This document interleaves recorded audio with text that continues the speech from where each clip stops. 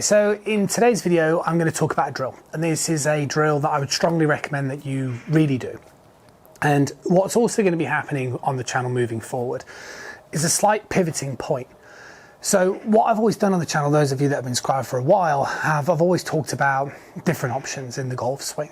But what's happened, I would say more recently, is with the doing volumes of online lessons, so having met obviously lots of golfers online over the last sort of couple of years, and also with face-to-face, is I've kind of got more preferences of things that I really want to be seeing in the golf swing. And those are things that I do obviously mention a lot about, obvious things like good body rotation, good orientation, but it's matching them up and getting continuity.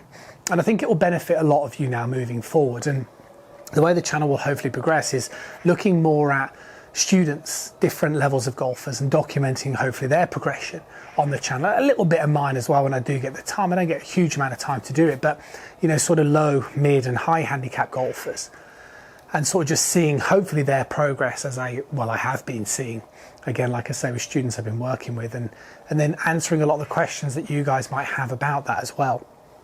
So I'm really looking forward to doing that, and you're going to see that as a bit of a theme on the upcoming of the channel, and some upcoming lessons and also upcoming documentation of my golf swing. Now, the drill that you want to do to just get started today is there's a couple of things again. So I like to see good rotation, good orientation, which basically means you've got to rotate, but you've got to keep yourself downward facing in this impact zone. I really like to see golfers stabilise the club at the bottom part of the golf swing, which just basically means I absolutely hate any scooping and flicking action. So the way I get rid of that is you've obviously got to make sure you're leading with the hands. Now, the easiest way to lead with the hands is to induce flexion, which basically is this, or hinging at the back of the right wrist. Doesn't ultimately matter.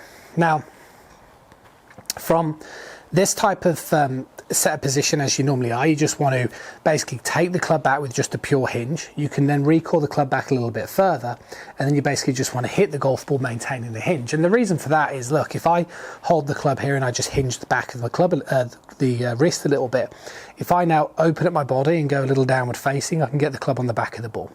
And that's the feeling that you want to be having at impact. So it's basically that to that. And then if you kind of just sort of hinge it back and then rotate your body through, what you'll be able to learn to do is, can you see how stable that club face stays in that through swing? So if I do it again, hinge it, and then sort of hold it, again, that club face just stays really, really stable through that hitting zone. And I'll tell you what my biggest passion was always about golf coaching, as I just hit these last couple, was I always enjoyed the process of speed, in terms of how quickly could somebody do it. I've always enjoyed learning about causes and effects, what is really making something else happen. And hopefully there'll be lots of you that will enjoy this upcoming part of the journey. But for now, this is a drill that will sort of document the importance of what we're looking for, which is hands leading, body downward facing, rotation, moving that club through. So work on that. Subscribe if you haven't done so. And I'll catch up with you guys again really, really soon.